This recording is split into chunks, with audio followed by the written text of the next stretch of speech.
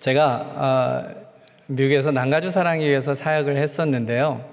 제가 사역을 할 때 이제 공동체 교구를 맡고 있었어요. 그런데 제가 맡고 있는 공동체에 권사님 한 분이 계신데 그 권사님이 어느 날 저보고 신방을 와달라고 요청을 하신 거예요. 그런데 그 권사님의 신방 요청을 듣고 신방을 준비하면서 마음이 좀 불편했어요. 제 마음이. 왜냐하면 그 권사님은 고속도로로 2시간을 달려서 오시는 거리에 있는 분이세요. 매주 그렇게 오시는 분이세요. 그러니까 제가 계산을 해봤어요.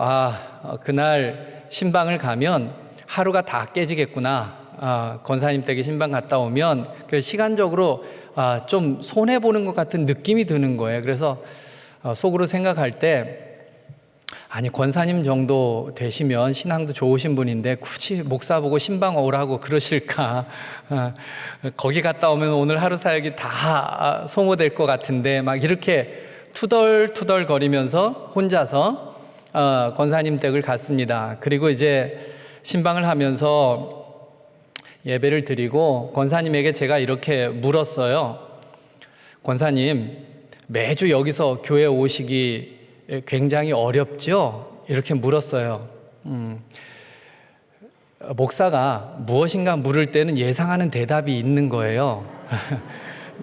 근데 그때 저는 부목사였으니까 어떤 대답을 예상했냐면 그렇게 물으면 권사님이 여기 교회까지 가는데 2시간 오는데 2시간 너무 힘들어요.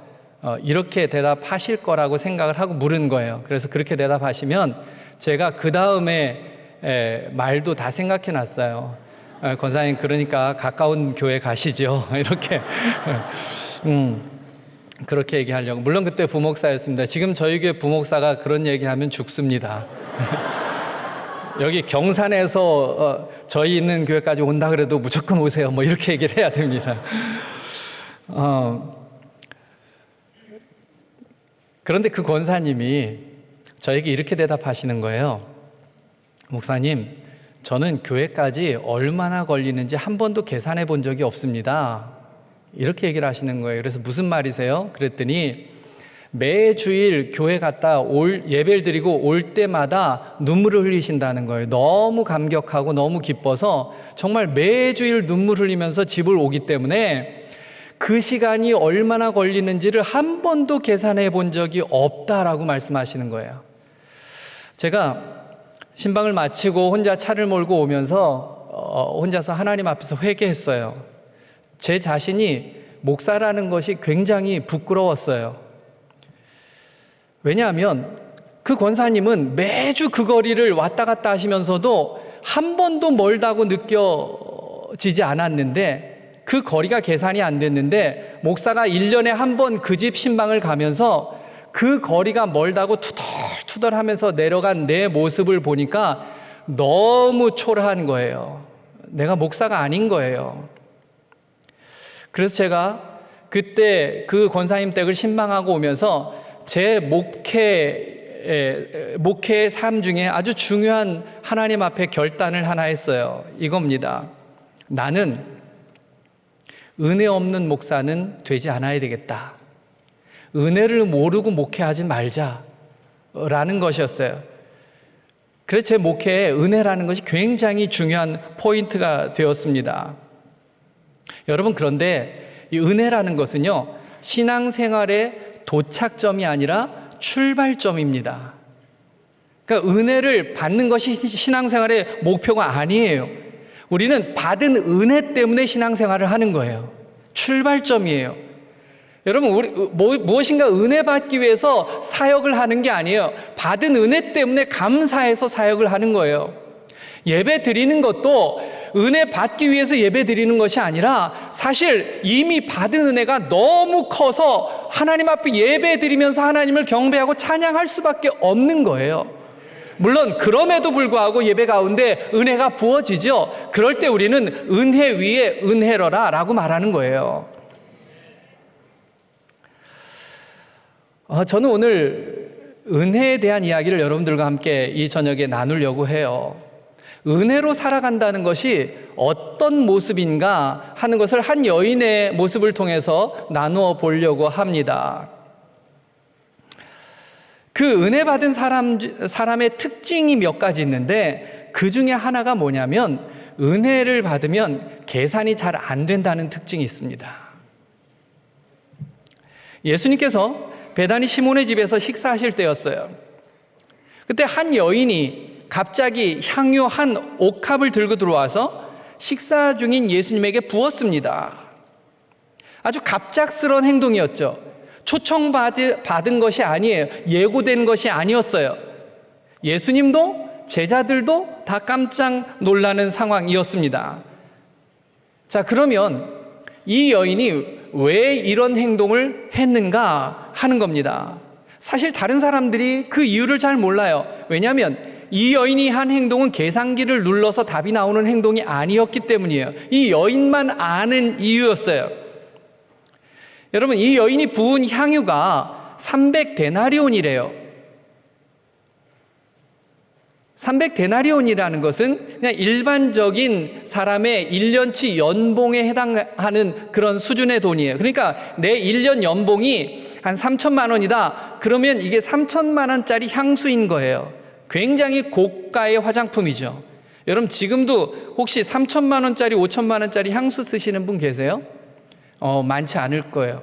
많지 않다는 것도 좀 이상한 표현일지 모르겠어요. 그런데 당시에 이 정도 가격이라는 것은 굉장히 고가품이라는 거예요. 그러니까 이 여인이 평생토록 자기를 위해서 사용할 수 있는 그런 분량의 값어치를 가지고 있는 거예요. 여러분, 그런데 이 여인이 자기가 쓰는 향유의 가격을 몰라서 부었을까요? 여러분, 화장품은 쓰는 사람이 더 잘 알잖아요.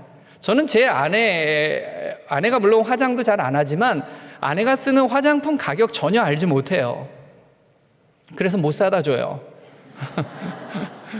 그랬더니 어느 날 하도 답답했는지 제가 어디 갈 때 이걸 사오라고 정해주더라고요. 하나를 적어줘요. 그러면 저는 얼마나 사람이 이렇게 막혔는지 그걸 사다 준 갈 때마다 그걸 사들고 가요. 그러다가 혼났어요. 어떻게 똑같은 걸 사오냐고. 전 몰라요. 여러분, 그런데 그렇게 그 향유 가격을 제일 잘 아는 이 여인이 왜 이런 행동을 했느냐 하는 거예요. 그 고가품을 왜 한 번에 예수님에게 쏟아 부었는가? 예, 성경에 답이 기록되어 있지 않아요. 그런데 답은 유추할 수 있는 답은 하나예요. 이 여인이 예수님 때문에 받은 은혜 때문이에요. 예수님으로 인해서 받은 은혜 때문에. 여러분, 은혜를 받으면요 계산이 안 되는 거예요. 이게 분명히 3천만 원짜리 평생 내가 쓸 수 있는 고가품인데 그 계산이 안 되는 거예요, 이 여인이. 그래서 쏟아 부을 수밖에 없는 거예요. 아니, 은혜 받으면 계산할 수가 없어요. 그게 은혜 받은 사람의 특징입니다. 여러분, 마태복음 25장에 보면 주님께서 마지막 날에 모든 민족을 양과 염소로 구분하는 장면이 나와요. 거기에 보면 양과 같은 존재들에게 예수님이 이렇게 말씀하셨습니다. 내가 줄일 때에 너희가 먹을 것을 주었고, 목마를 때에 마시게 하였고, 나그네 되었을 때에 영접하였고, 벗었을 때에 옷을 입혔고, 병들었을 때에 돌보았고, 옥에 갇혔을 때에 와서 보았느니라. 예수님이 이렇게 말씀하셨어요. 그랬더니 그 양들 무리에 있는 사람들의 반응이 이랬어요. 주여, 우리가 어느 때에 주께서 줄이신 것을 보고 음식을 대접했으며 목마르신 것을 보고 마시게 하였나이까? 어느 때에 나그네 되신 것을 보고 영접하였으며 헐벗으신 것을 보고 옷 입혔나이까? 어느 때에 병드신 것이나 옥에 갇히신 것을 보고 가서 배웠나이까? 우리가 언제 그렇게 했습니까? 라고 이렇게 말했어요. 예수님이 동일하게 옆에 있는 염소 같은 존재들에게 예수님이 또 이렇게 말씀하셨어요. 내가 줄일 때에 너희가 먹을 것을 주지 아니하였고, 목마를 때 마시게 하지 아니하였고, 나그네 되었을 때 영접하지 아니하였고, 헐벗었을 때 옷 입히지 아니하였고, 병들었을 때와 옥에 갇혔을 때 돌보지 아니하였느니라. 그랬더니 염소의 무리에 있는 사람들도 이렇게 예수님께 반응을 했어요. 주여, 어느 때에 우리가 주께서 줄이신 것이나 목마르신 것이나 나그네 되신 것이나 헐벗으신 것이나 병드신 것이나 옥에 갇히신 것을 보고 공양하지 아니하더이까? 예수님의 답변은 이거예요. 양쪽 무리들에게 동일한 예수님의 답변은 이거예요. 내 형제 중에 지극히 작은 자 하나에게 한 것이 곧 내게 한 것이다. 여러분, 지금 이 양쪽에 있는 사람들의 차이가 무엇일까요? 가만히 보면 양의 무리나 염소의 무리나 그쪽에 있는 사람들이 다 예수님이 하신 말씀에 다 아닙니다라고 부정했어요. 그 자신들은 그런 적이 없다는 거예요. 여러분, 그런데 어떤 차이가 있죠? 여러분, 양들로 구분된 이 사람들은요, 자신들이 한 행동을 기억하지 못했어요. 왜냐하면 자신들이 선한 행동을 했는데도 불구하고 보상을 받기 위해서, 대가를 받기 위해서 한 행동이 아니었기 때문에 하고서도 기억을 안 하는 거예요. 좋은 일을 했는데도 기억을 못 하는 거예요. 그런데 염소에 속한 사람들은 자신들이 한 행동을 전부 기억하고 있었어요. 왜냐하면 대가를 바라고 한 행동이었기 때문이에요. 무엇인가 기대하고 했기 때문에 기억하고 있는 거예요. 그래서 거기에 대한 대가가 오지 않으면 자꾸 문제 제기를 하는 거예요. 여러분, 무슨 뜻이죠? 은혜를 모르면요, 여러분, 은혜를 모르면 계산에만 밝아요. 오해하지 마세요. 계산을 잘한다고 해서 은혜가 없다는 뜻은 아닙니다. 그런데 참 그 원리가 희한해요. 은혜를 모르면 자꾸 계산기만 의존하게 되어 있어요. 여러분, 사실 논리적이고 상식적이라는 게 그리스도인들에게 참 좋은 거예요. 건강한 거예요. 여러분, 그러나 믿음이라는 것이 상식과 논리에 갇혀서는 안 되는 거예요. 여러분, 그리스도인들은 몰상식하면 안 돼요. 비상식적이어도 안 돼요. 여러분, 그렇다고 해서 상식적인 삶이 가장 최선의 삶인가? 아니에요. 그렇게 말할 수 없어요. 왜냐하면 여러분, 성경을 보니까, 성경에 있는 내용을 보니까 성경은 몰상식적이거나 비상식적이지 않은데 성경에 있는 내용들은 다 초상식이에요. 상식을 초월한 것들이에요. 여러분, 창세기부터 요한계시록까지 읽어보세요. 우리의 상식을 뛰어넘는 이야기들로 다 가득 차 있어요. 하나님이 말씀으로 천지를 창조하셨대요. 여러분, 이것이 상식적입니까? 아니, 지팡이를 가르쳤는데 바다가 갈라졌대요. 여러분, 이게 상식입니까? 매일같이 아침만 되면 하늘에서 먹을 게 떨어져요. 40년간. 여러분, 이게 상식입니까? 아니, 그냥 성을 그냥 삥삥삥삥 돌다가 소리만 쳤는데 그 견고한 요새가 그냥 무너져 버려요. 여러분, 이게 상식입니까? 심지어는 베드로가 물 위를 막 걸어요. 이게 상식입니까? 이미 무덤에 장사 지냈는데, 지난 지 며칠이 지났는데 예수님 한마디에 수의를 입고 그냥 걸어 나와요. 여러분, 이게 상식입니까?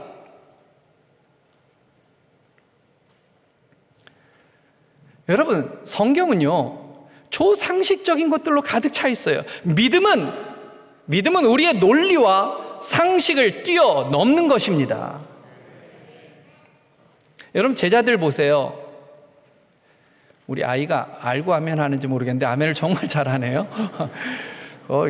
미래가 보이는 아이예요. 예. 제자들 중에 말이에요, 경제 논리에 가장 밝은 제자가 누구냐면 가룟 유다예요. 그래서 제자 공동체의 돈을 관리했어요. 상당히 똑똑한 사람입니다.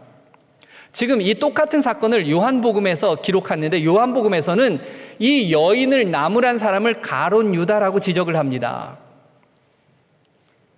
그러니까 벌써 이 여인이 딱 향유를 불 때, 저거 300데나리오냐, 저거 팔면 몇 명 가난한 사람 나눠줄 수 있어, 계산이 벌써 쫙 나오는 거예요. 그래서 유다가 그 여인을 향해서 나무라는 거예요. 여러분, 그런데 그 유다의 결말은 뭐죠? 자살이었습니다. 여러분, 다른 제자들도 보면 정치 논리에 굉장히 밝았던 것 같아요. 왜냐하면 예수님하고 함께 지내면서 심지어는 예수님이 잡히시기 전날 밤 목요일 저녁에 마지막 식사하는 최후의 만찬 자리에서도 서로 자리 다툼을 했어요. 누가 크냐? 예수님이 등극하실 텐데 예수님이 등극하면 누가 그 옆자리에 앉을 것이냐, 이거 가지고 서로 다툼을 했어요.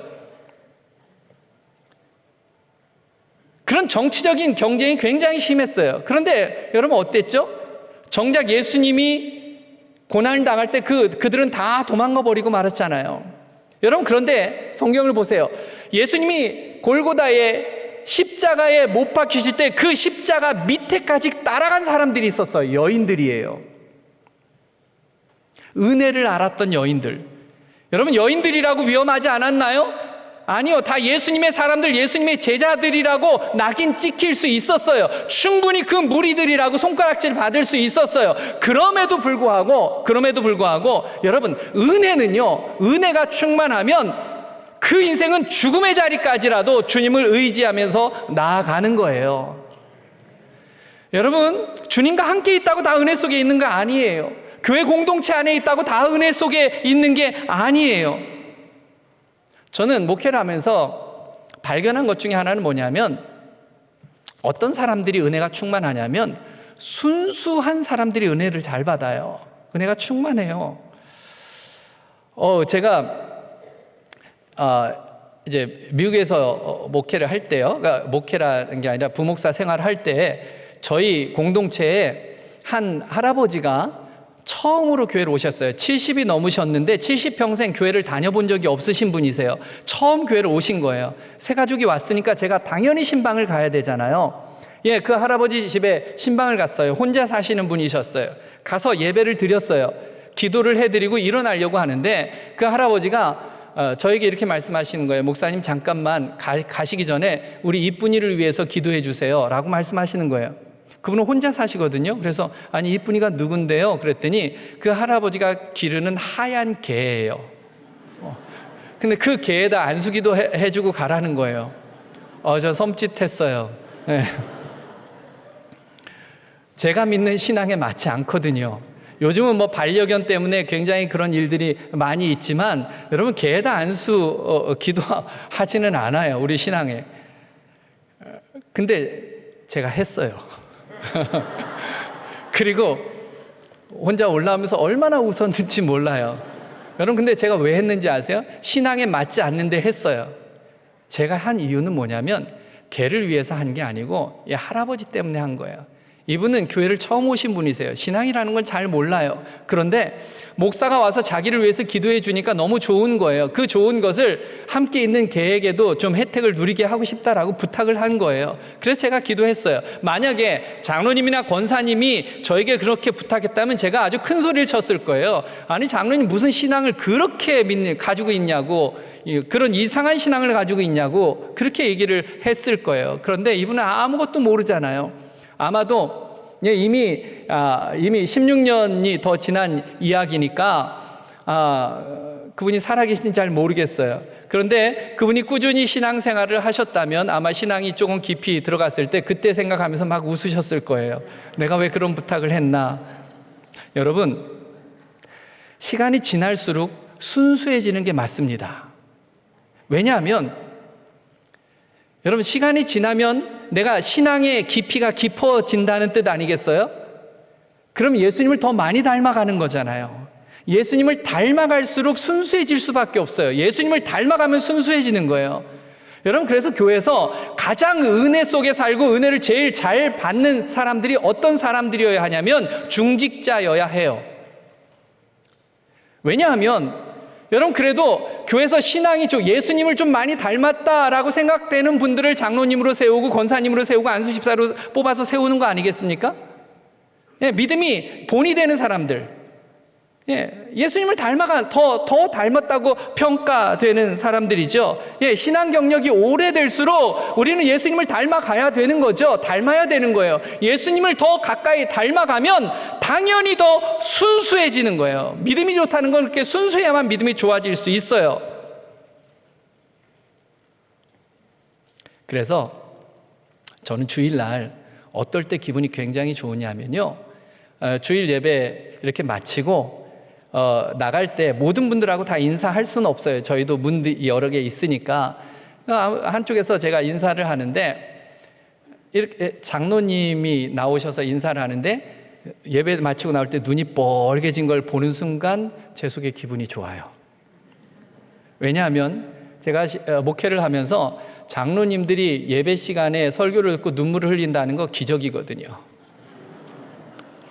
물론 저는 여러분들 교회를 몰라요. 여기도 장로님들이 계실 것 같긴 한데 잘 몰라요. 그러나 그만큼 쉽지 않은 거예요. 그런데 그런 분들 눈에서 눈물이 난다는 이분은 진짜인 거예요.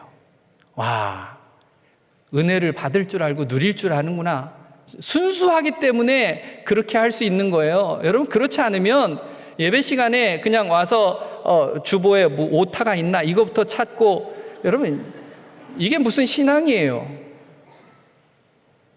여러분, 그건 신앙 아니에요. 시간이 지나고 내 믿음의 연수가 깊어질수록 예수님을 닮았다면 정말 순수해져야 돼요. 순수해지면 정말 내 속에 그 주님의 은혜로 가득 찬 삶을 살아가야 되는 거예요. 여러분, 그렇게 은혜가 있으면 계산이 안 되는 거예요. 계산이. 좀 뭔가 봐도 좀 가시 같은 게 봐도 잘 눈에 안 들어오는 거예요. 사랑하는 여러분, 다른 것은 몰라도요, 신앙생활 하면서 은혜 받는 데는 선수가 되시기 바랍니다. 또 한 가지 특징은요, 이 은혜 속에 사는 사람은 은혜가 사랑으로 표현이 된다는 거예요. 오늘 6절에 보면 이 여인을 나무라는 제자들에게 주님께서 오히려 제자들을 뭐라고 하시면서 이렇게 얘기를 하셨어요. 너희가 어찌하여 그를 괴롭게 하느냐? 그가 내게 좋은 일을 하였느니라. 왜 그 여인을 나무라 했느냐? 나에게 좋은 일을 했다라고 말씀을 하셨어요. 여러분, 좋은 일을 했다라는 것은 그 여인이 나에게 사랑으로 표현한 것이다, 사랑을 표현한 것이다 라는 의미예요. 여러분, 사랑하지 않으면 선을 베풀 수가 없어요. 사랑하는 마음이 없으면 선이 베풀어지지 않습니다. 그럼 여기서 말하는 사랑이란 건 뭘까요? 여러분, 사랑이라는 것은 단순히 포기하고 단순히 버리는 것, 이게 아니에요. 진정한 사랑은요, 다른 사람을 살리는 것입니다. 이게 진정한 사랑이에요. 예수 그리스도의 십자가가 왜 사랑이라고 우리가 얘기를 합니까? 예수님이 그냥 죽으셨기 때문이 아니에요. 예수님이 죽으신 이유는 저와 여러분들을 살리기 위해서이기 때문이에요. 그게 사랑의 진리입니다. 사랑은 살리는 것으로 드러나는 거예요. 저도 제가 지금 목회하는 교회에 부목사로 있다가 부목사로 한참 동안 생활하다가 교회에서 저를 미국에 유학을 보내준 거예요.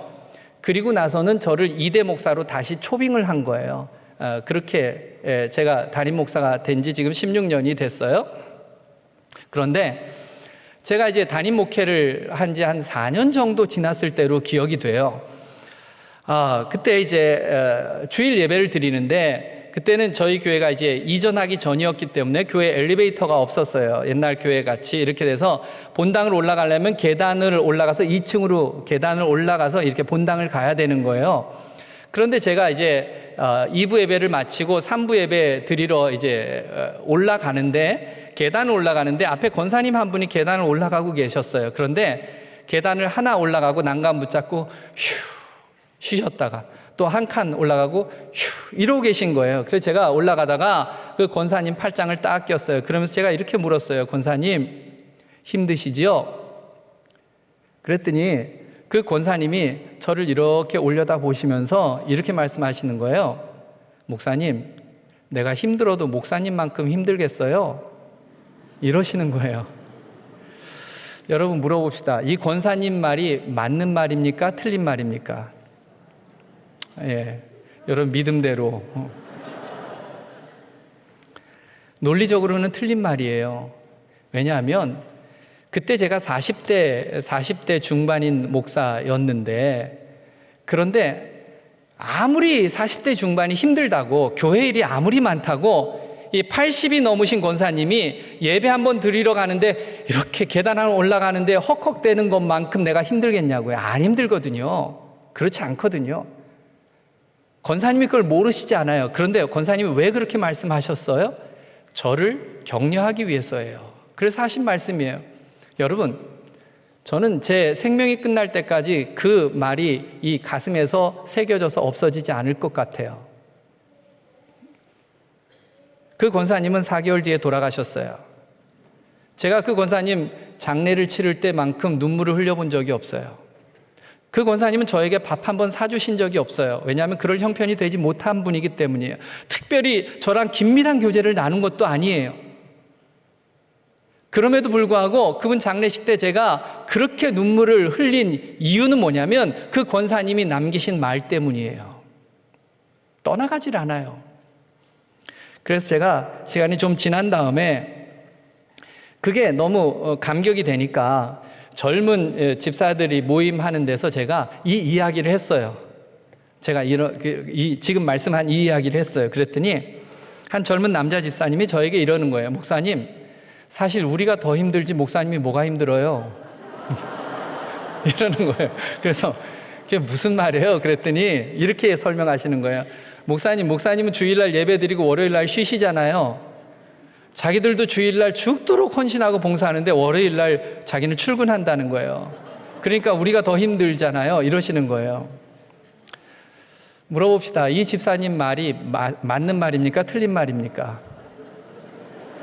그냥 웃음으로 때우지 마시고요. 논리적으로 맞는 말이죠. 맞는 말이에요. 그래서 사실 월요일 되면 저는 월요일날 정말 쉬어요. 안 쉬면 죽을 것 같아요. 그래서 월요일날 쉬는데 그러면서도 우리 성도들이 이 힘든 시간에 또 월요일날 월요병 걸려가면서 삶의 터전으로 가지 생각해요. 그래서 잘해야 되겠다 이런 생각이 들긴 해요. 맞는 말이에요. 여러분, 그런데 참 이상한 것이 있어요. 이 권사님 말은 논리적으로 분명히 틀렸어요. 그런데 그 권사님 말만 생각하면 속에서 뭉클한 것이 올라와요. 뜨거움이 올라와요. 내가 정말 잘해야 되겠구나. 막 이런 생각이 들어요. 그런데 이 젊은 집사의 말은 100% 논리적으로 옳아요. 그런데 그 말만 생각하면 신경질이 나요. 속에서 분노가 막 일어나요. 그래서 내가 이런 사람들하고 내가 목회를 해야 되나 막 이런 생각이 들어요. 여러분, 제가 깨달은 것이 뭔지 아세요? 이거예요. 여러분, 말이라는 것은요, 옳으냐 그르냐가 중요하지 않아요. 사람을 살리는 말이냐가 중요해요. 그게 훨씬 중요해요. 여러분, 아무리 옳은 말 하면 뭐예요? 논리적으로 아무리 옳으면 뭐해요? 예, 정확한 말 하면 뭐해요? 그 사람 때문에 옆에서 사람들이 죽어나가면 그게 무슨 의미가 있어요? 그러나 내가 조금 어눌하고 논리적으로 맞지 않고 그렇게 말을 잘하지 못해도 그 말 한마디에 누군가가 힘을 얻고 다시 살아나고 누군가가 용기를 내고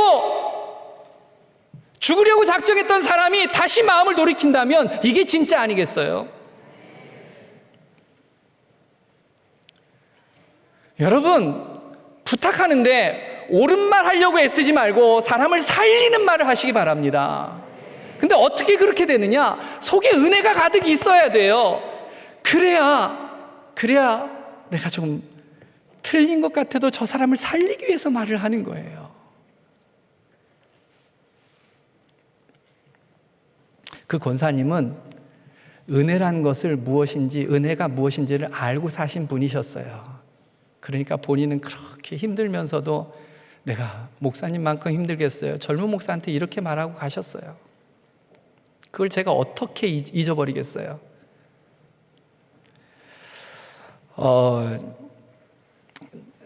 저는 딸이 둘이 있다고 제가 말씀을 드렸는데 이제 떨어져서 다 있으니까 가족들이 함께 만날 수가 없어서 이제 가족 카톡방을 만들었어요. 예, 시차도 좀 다르고 멀리 떨어져 있으니까 물론 큰 딸은 결혼하고 애 낳고 지금 저희 옆동으로 이사를 와가지고 아주 괴롭게 해요. 그런데 그때 이제 저희 교회도 특별 새벽 부흥회를 해요. 특세를 하는데 저희는 항상 2월 달 마지막 개학하기 전에 3주를 계속 매년 하는 이런 교회였는데 그 특세 기간이었어요. 그런데 제 아내가 그날 특세 오신 강사님의 메시지에 은혜가 됐나 봐요. 무슨 이야기인지는 저도 잘 모르겠어요. 그런데 아마 가정에 대한 이야기를 했던 것 같아요. 그런데 아내가 이제 아무튼 그 특세 새벽에 말씀을 듣고 은혜가 됐나 봐요. 특세 끝나고 나서 가족 카톡방에 아내가 글을 딱 올렸어요. 이렇게 올라왔어요. 잘 자라준 딸들 너무 고맙다. 뭔가가 느껴졌나 봐요. 그렇게 올렸어요. 그걸 제가 딱 읽었어요. 그럼 제가 어떻게 하겠어요? 제가 바로 글을 올리죠. 아내의 글을 읽었으니까 제가 이렇게 올렸어요. 딸들 잘 키워준 아내가 너무 고맙다. 괜찮죠?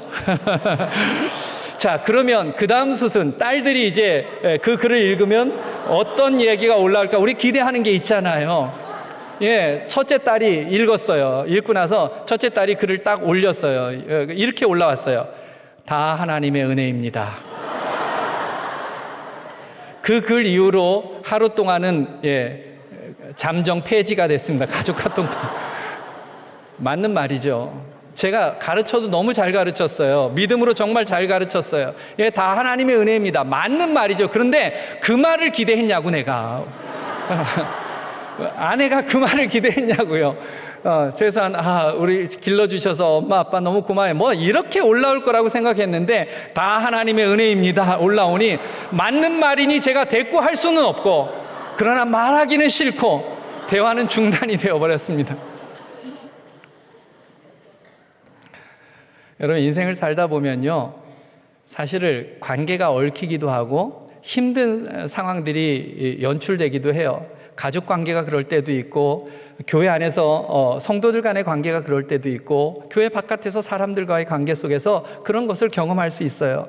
여러분 저도 목사로 살지만 관계가 힘들었던 적이 있어요. 너무너무 마음이 힘들었어요. 그런 분이 계셨어요.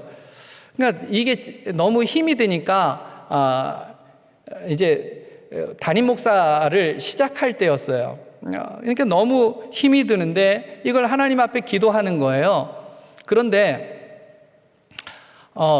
목사니까 기도를 어떻게 해야 되는지 알잖아요. 사람을 비방하거나 이런 기도를 하면 안 된다는 걸 아는 거예요. 그래서 목사답게 제가 기도를 했어요. 그럼 목사답게 새벽마다 어떻게 기도했는지 아세요? 이렇게 기도했어요. 하나님 알아서 해주세요. 다른 말은 차마 못하겠어요. 알아서 해주세요. 목사답게. 여러분 그런데 제가 알아서 해주세요라고 기도한 그 내면에 들어있는 뜻이 뭔지 아세요?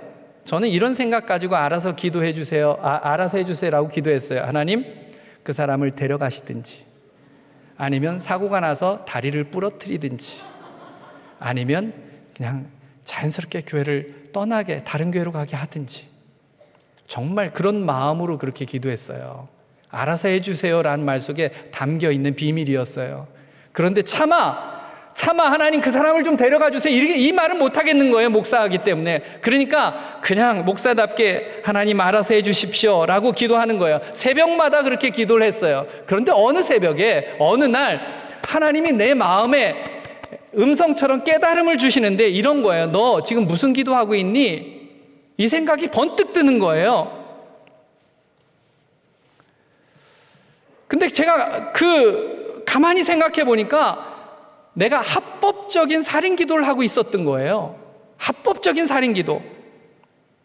겉으로는 목사답게 기도하는데 사실은 죽여달라고 기도를 하고 있었던 거예요. 그때 주님이 제 마음에 이렇게 말씀을 떠오르게 해주셨어요. 너 좀 기도를 바꾸면 안 되겠니? 알아서 해달라고 그러지 말고 그 사람을 살려달라고 기도할 수 있겠니? 사랑하게 해달라고 기도할 수 없겠니? 그 마음을 저에게 주신 거예요. 그러면서 그 마음이 드는데 산상수훈의 말씀이 쫙 지나가는 거예요. 제 머릿속에서. 저는 스스로 굉장히 믿음 좋은 기도를 하고 있다고 생각을 했어요. 그런데 그것이 믿음이 아니라는 거예요. 주님은 그게 믿음이 아니라는 거예요. 그래서 제가 그 순간 기도를 바꾸기 시작했어요. 하나님 이분을 내가 사랑하게 해주세요. 하나님 이분을 불쌍히 여겨주세요. 하나님 이분을 긍휼히 여겨주세요. 하나님 이 영혼을 좀 살려주세요. 하나님 이분을 좀 잘 되게 해주세요. 하나님 이분이 영적인 은혜를 좀 누리게 해주세요. 여러분 참 이상하죠? 그렇게 제가 막 기도를 하고 나니까 제 속에서 그런 마음이 다 사라지는 거예요. 그분을 향한 마음이 싹 사라지는 거예요. 물론 그렇다고 늘 편안해진 건 아니에요. 그 후로도 여전히, 그러나 제 속에서는 이미 그런 마음 속에 그런 기도를 했기 때문에 참 불쌍히 여겨지고 편안해진 거예요. 볼 때마다 그분이 불쌍한 거예요. 여러분, 은혜 속에 사는 사람은요, 사랑으로 표현되어지는데 사랑이라는 것은 사람을 살리는 것입니다. 여러분 때문에 누군가가 살아나기를 바랍니다. 여러분 때문에 누군가 힘이 없는 사람들이 새 힘을 얻기를 바랍니다.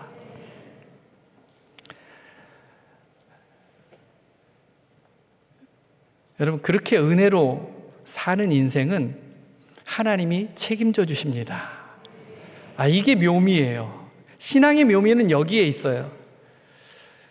8절에 보면 예수님께서 이 여인의 행동을 이렇게 평가하셨어요. 그는 힘을 다하여 내 몸에 향유를 부어 내 장례를 미리 준비하였느니라. 예수님이 죽으실 것을 알고 장례를 준비한 거다라고 말씀하셨어요. 여러분, 그런데 사실은 예수님의 제자들도 예수님이 돌아가실 걸 몰랐고 이 여인도 예수님이 돌아가신다는 생각을 전혀 하지 못했습니다. 그러니까 그것을 계산하고 한 행동이 아니에요. 이 여인은 그냥 자기가 받은 은혜 감당할 길이 없어서 표현한 것이에요. 그런데 주님은 그 여인의 그 모습을 예수님의 인생을 살아가는데 정말 중요한, 예수님이 장례를 치르는데 가장 중요한 것으로 받아들여 주신 거죠. 주님께서 가장 선한 방법으로 가장 아름다운 열매로 맺어지게 하신 거예요. 더 나아가서 뭐라고 말씀했냐면 이 여인이 행한 일을 복음이 전파되는 곳마다 알게 될 것이다, 이렇게 말씀하셨어요. 여러분, 주님께 기억되는 인생이 됐다는 거예요. 여러분, 이것보다 더 영광스러운 것이 어디 있겠어요?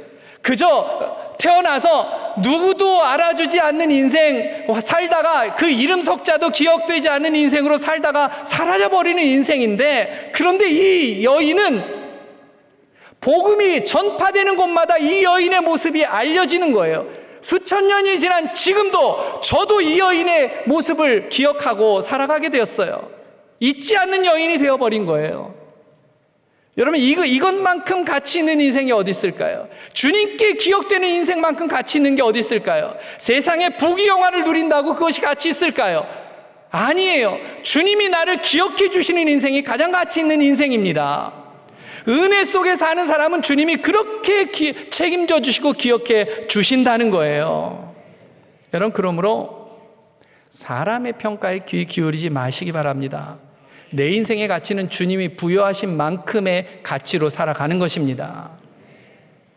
제가 확인을 시켜 드려보겠습니다. 제가 아주 좋아하는 이야기인데요. 여러분, 이게 다행히 10,000원짜리가 있어요. 없으면 50,000원짜리를 꺼내야 되는데, 10,000원짜리예요. 이거 여러분, 제가 여러분 드리면 받을래요? 안 받을래요? 안 받으세요. 물욕이 없으시군요. 주면 받겠죠. 10,000원의 가치가 있죠. 제가 이걸 한번 구겨볼게요. 이거 주면 받을래요? 안 받을래요? 이거 주면 10,000원어치 쳐줄까요? 안 쳐줄까요? 쳐주죠? 잘 안 보이겠지만 제가 이걸 놓고 밟아볼게요.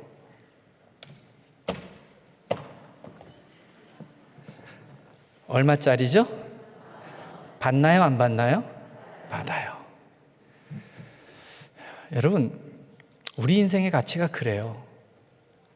여러분, 내가 이 세상을 살면서 구겨지고 짓밟힌 인생이 된다고 내 가치가 사라지는 게 아니에요. 내 인생의 가치는 주님이 부여하신 만큼의 가치로 살아가는 거예요. 주님의 생명의 핏값으로 부여하신 그 가치만큼, 그것은 내 환경이 아무리 세상에서 힘들고 내가 혹시 짓밟히는 한이 있고 구겨진 인생이라 할지라도 내 가치가 사라지는 게 아닙니다. 그건 사람들이 평가하는 것이고, 내 인생의 가치는 주님이 부여하신 만큼의 가치로 사는 겁니다.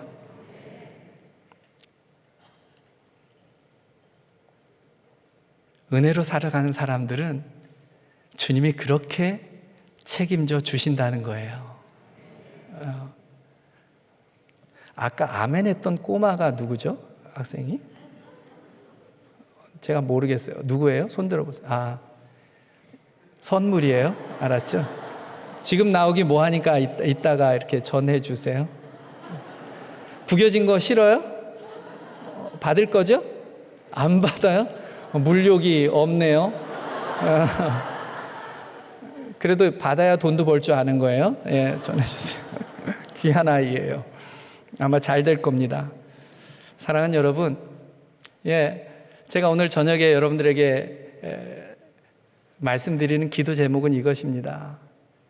여러분, 우리 인생을 신앙생활을 하면서 다른 것은 몰라도 은혜 놓치지 마시기 바랍니다. 은혜로 사는 인생은 계산할 수 없는 삶을 사는 거예요. 계산이 안 되는 삶을 사는 거예요. 왜냐하면 받은 은혜에 비하면 내가 무엇인가를 하는 것은 너무나도 초라한 것이라는 것이 느껴지기 때문이에요. 그리고 은혜를 받으면 사람들을 살리게 되어 있어요. 사랑하는 여러분, 정말 부탁인데, 여러분 말 좀 못해도 괜찮거든요. 제가 여러분 사투리를 못 알아들어도 괜찮거든요. 아니, 논리에 어떤 때는 좀 안 맞아도 괜찮거든요. 그런데 여러분 때문에 누군가가 살아나길 바랍니다. 지금도 삶이 힘들고 지친 누군가가 여러분 한마디에, 여러분 그 눈빛에, 여러분 여러분의 태도, 그 행동 하나에 누군가가 살아나길 바랍니다. 그게 은혜 받은 사람의 모습입니다. 그렇게 사는 사람은 주님이 책임져 주십니다. 잊지 마세요. 주님이 주신 가치만큼 여러분들은 살아갑니다. 그럴 때 인생의 승리가 올 것입니다. 저는 목회하면서 평생 잊지 않고 매주마다 온 교인들하고 함께 기도하는 게 그거예요. 제가 목회를 시작하면서 결단한 것 때문에 주님 은혜를 주옵소서. 이게 저의 아주 중요한 기도 제목이에요. 우리 교육자들이 질리도록 기도해요. 같이 질리도록 기도해요. 은혜 없으면 모든 것은 끝나버리기 때문에, 우리 사역이든지 제가 하는 길도 끝나기 때문입니다. 여러분, 은혜 속에 사는 여러분들 되시기를 주님의 이름으로 축원합니다.